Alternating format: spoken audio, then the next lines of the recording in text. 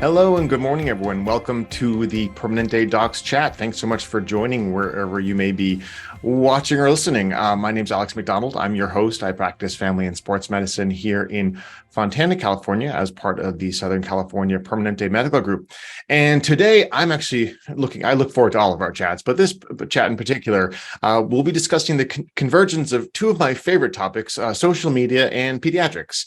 Our guest today is Dr. Asha Patton-Smith, who is a child and adolescent psychiatrist at the Mid-Atlantic Permanente Medical Group. So, Dr. Patton-Smith, thank you so much for joining us today. Thank you so much for having me. It's great to see you again.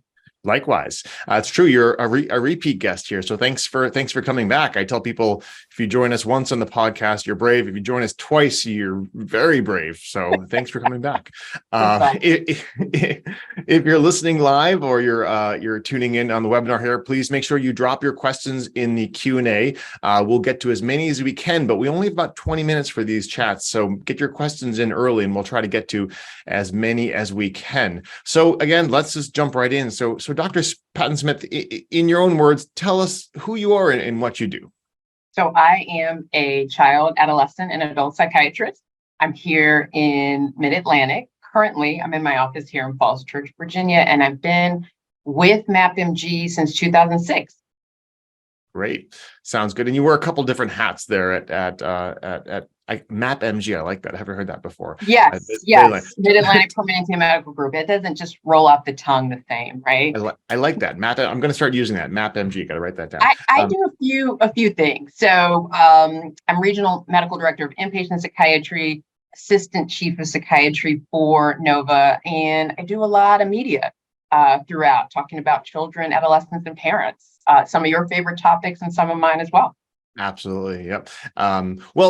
Let's jump into the topic here at hand. So in May, the U.S. Surgeon General issued a new advisory regarding the health effects of social media and youth mental health. What are your thoughts on this? And do you think this new advisory is really going to make a difference in terms of the work that you do and that I do and that all of our parents do? You know, social media in general and screen time in general is always a hot topic. And what this advisory at least brought for some of my patients and families is, hey, this is something we really need to seriously consider. Mm-hmm. So when I'm in appointments, I say, hey, what's happening with your social media time? How are you doing with your screen time? And, parents don't want to rock the boat. Kids are locked in to do sometimes what they want to do. This has kind of helped increase the intensity of this is something that we need to talk about. Yeah, I remember when I was in medical school, there wasn't really much discussion that, you talked about, screening for bullying at school and substance use and those types of things. But really in the last several years, again, as many of you know, I take care of general pediatrics as well as part of my practice in family medicine. And I've started integrating the question of, do you have social media? Do you use social media? What apps are you using? Are you experiencing online bullying? Right. How often are you using it? All these questions, and it opens almost a Pandora's box, if you will, of different issues which may come up with our individual patients. Yes, it can. And so one of the things that we need to look at is the amount of time kids are using social media, the content, what are they looking at as you're talking about? And then what is it removing them from? Mm-hmm. Are they having issue with getting to sleep because they're on social media late at night? Are they not having any physical activity because they're constantly on their phones or on their computers or on their iPads? Are they not eating as well because they're always doing social media stuff and there's some things and content that is preventing them from feeling like they can? So those are kind of the three major things that I talk to my kids about. So not just, hey, you can't use it, or what are you using, but how much are you using? What are you looking at, as you said? And what is this removing you from? Do you ever go outside? Do you ever socialize in person with people your age? I mean, these are all things that you wouldn't think you had to ask. And yes, in my training in medical school and in residency and fellowship, we didn't, but this is where we are now. And it's just really important to check in. Yeah, it makes me think about a time I was we were at a big family gathering pre-COVID, and I walk into one of the rooms and many of the teens and tweens were in this room just sitting on their phones. And I was like, guys, what are you doing? Like, let's go. Come on, you're supposed to be at a party. And they're like, well, we're talking to each other. Like they were all just texting each other in the same room. And I was like, well, that's certainly an odd way to communicate. So So it's a very interesting, right? different, sorry, what? It's so interesting. Right. It's a very different sort of culture that our children are growing up with social media. And so how is that going to affect them both in the here and the now, but also the long term as well? And I know there have been several studies looking at sort of the impact on development and mental health regarding social media in this sort of tween and teen population. What do you make of some of these studies, and what do you make of some of this research, which seems to be a little bit mixed at this point? You summarized that well. It is mixed, right? And so, in especially behavioral health psychiatry, we live in that gray area. So we have a lot of mixed results, right? And part of it is because social media and social media use, it's hard to really just have it and look at it on its own. There are always other environmental factors that impact things. What I tell parents and kids, especially my teenagers, is okay, I can't give you a study that definitively says social media is horrible, but Right. I can't give you a study that definitively says social media is the best thing ever. And Right. so because of that, we need to look at, as we talked about, your use, your content, and what it's taking you away from, because these are the things that we can measure. And it's just Mhm. important to keep that in mind. Yeah. So we know that there has been an alarming rise in teen and young adult mental health concerns just in general in this nation. I think the CDC put out a report earlier this year, which has staggering numbers regarding, almost a third of teens have contemplated suicide in the past year, or some Yeah. staggering numbers. Do you think that social media plays a role here? And if it does, how do you think it may, is a very challenging question, obviously, how do you think it may impact some of these other greater mental health concerns that we're seeing? So we can't say it doesn't play a role. So when we can't say definitively it doesn't, we really have to look at the fact that there has to be some relationship with social media, excessive social media use, and these things. And what we look at when we look at especially certain content is those reinforcing spirals where you continue to find more and more content and you go deeper and deeper through the rabbit hole, right? And then the upward social comparison. So that fear of missing out. Everyone's doing something better than me. Yep. Everyone looks better than me. And when we're looking at especially adolescence, which is a pivotal developmental stage, those types of kind of sticky social media situations in a population that is growing and developing can cause challenges with overall challenges with depression, with anxiety, with self-esteem, Yeah. with focus and concentration. So there is a correlation, even if it's not direct, with some of these issues. The other thing is that for some kids, they're trying to get on social media to fit in. But when Mhm. content kind of changes and you're Googling depression because you're concerned about feeling depressed, or you're on TikTok, and then it talks about other things that become more concerning, like suicide and how to, plan suicide without anyone knowing. That's the type of thing when we talk about those reinforcing spirals that can sometimes get kids in a lot of trouble, and they don't have the capacity to really deal with that. Right. Yeah. I mean, I know even adults can kind of get stuck in that loop as well. Absolutely. And the social media work is curated to raise our interest. And if we search for one thing, or we spend it's kind of mind boggling how much information these companies have. They know how long we look at different types of posts or pictures, what types of posts, and then it can start feeding you more information similar to that to kind of keep you on the platform longer. So it's really, I mean, sounds like there's a lot of similarities with addiction, quite frankly. Absolutely. Do we know anything about social media and addiction? And every time somebody likes your post, you get a little blip of dopamine in your brain. Like, do we know anything about sort of the neurochemical biology of social media use? So social media can be addictive. And as you said, it's designed to be that way. Video games are the same way. I mean, what video gamer would just play it one time and then go to something else? They're designed to Right. keep playing, to keep looking, to keep watching. And when things are going well, you get this rush, like, oh, there's another like, or, I went viral, right? These are exciting things. So you have this burst of dopamine.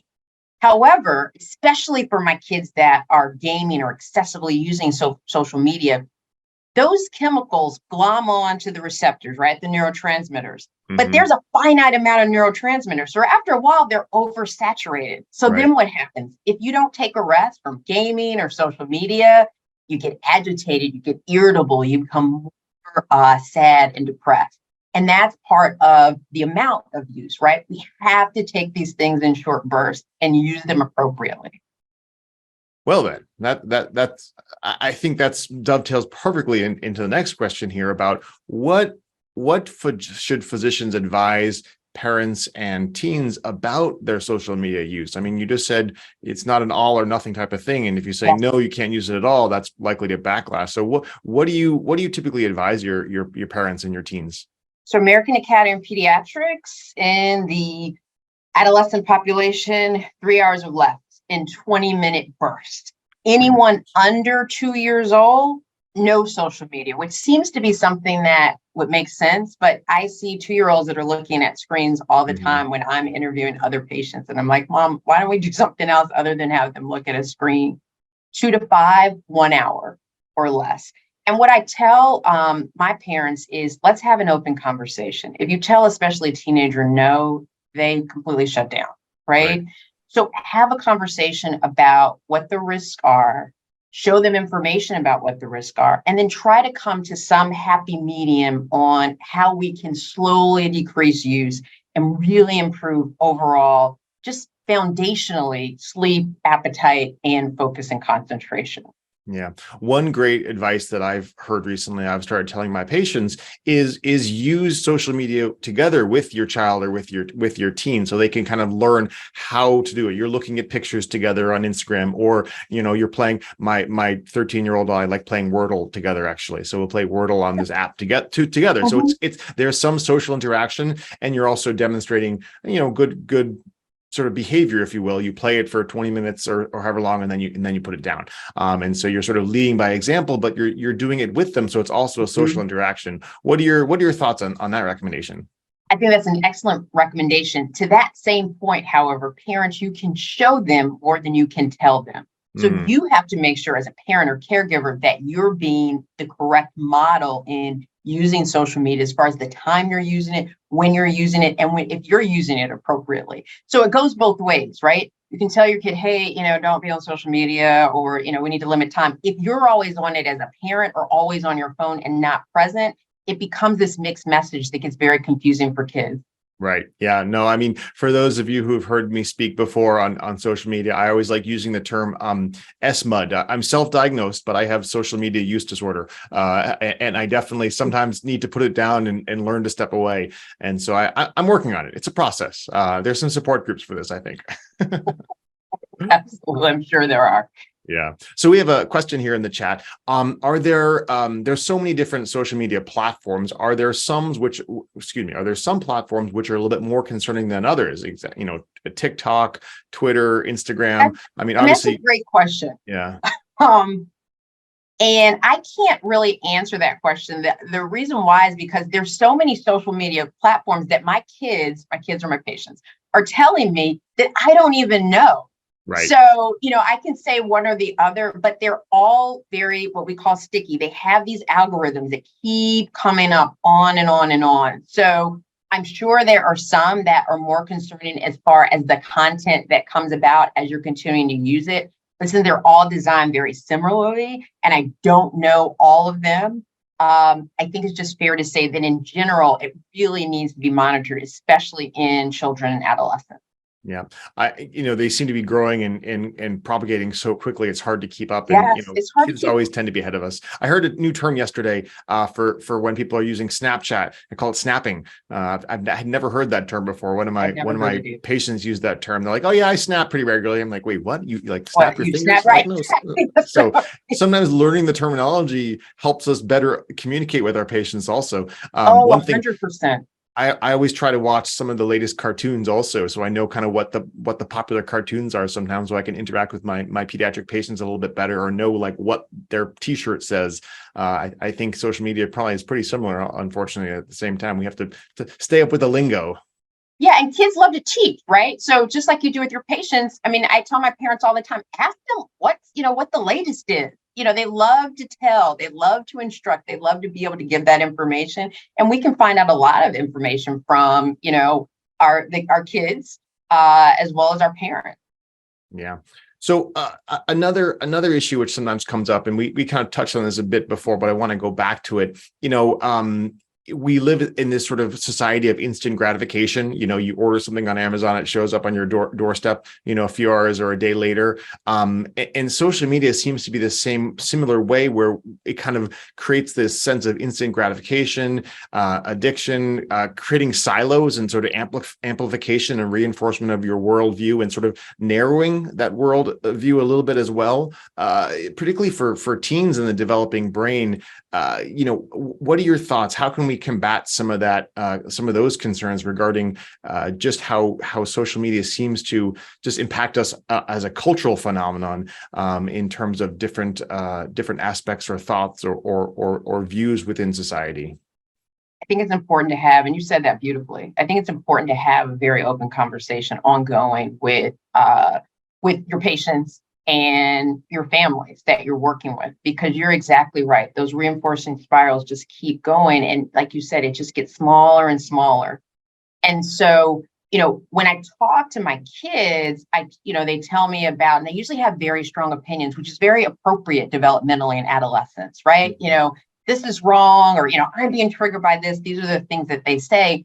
And just having some very open-ended conversations about, well, what about this perspective? Or what do you think about this? And just kind of getting a sense of how they think, and slowly kind of widening that very narrow kind of view in some situations is helpful. It's not a matter of trying to get adolescents to think differently, as far as think differently than what they're currently thinking, because they're completely shut down. Right. But it's a matter of just kind of prompting them to open up their line of thinking, or creating other scenarios for them to think about differently, which takes time. It's not a one conversation or a one question type of situation. Yeah. And I imagine getting them off their phones and into the real world, and having a diversity of real world experiences potentially could help shape that view as well. That's the key, really.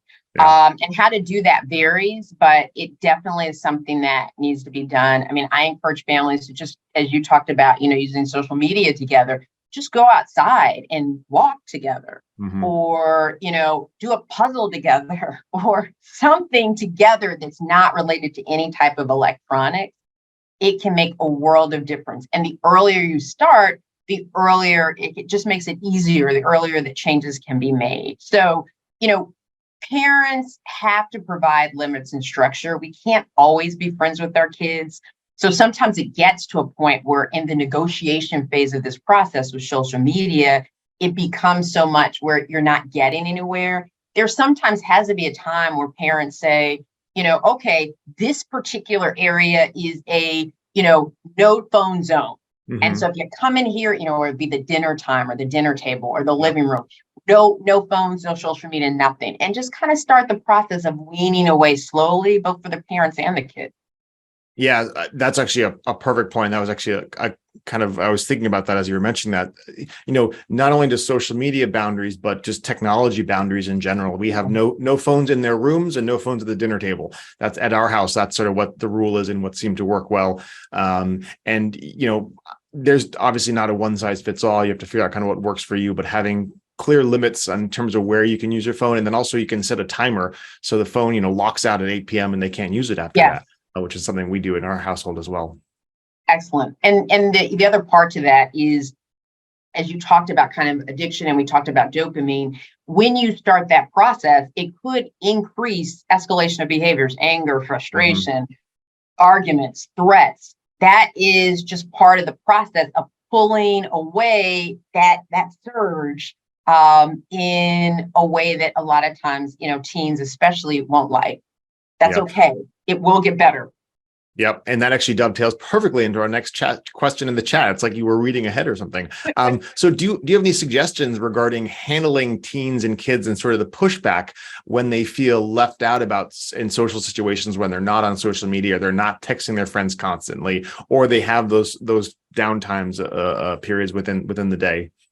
I wish I had the magic wand, but this is what I do recommend. And most of the time, over time, it works if the parent is consistent. One, have these open-ended conversations, right? Have the kids understand why and get some sort of buy-in. If they're using, I'm exaggerating, but some kids are 5 hours a day, let's take it down to 4 and then build from there. right? The old parenting was suck it up, buttercup. You can't work with everyone. You're not going to know everything. It's just the way it is. Mhm. That doesn't work very well with our teens now. There has to be some sort of buy-in.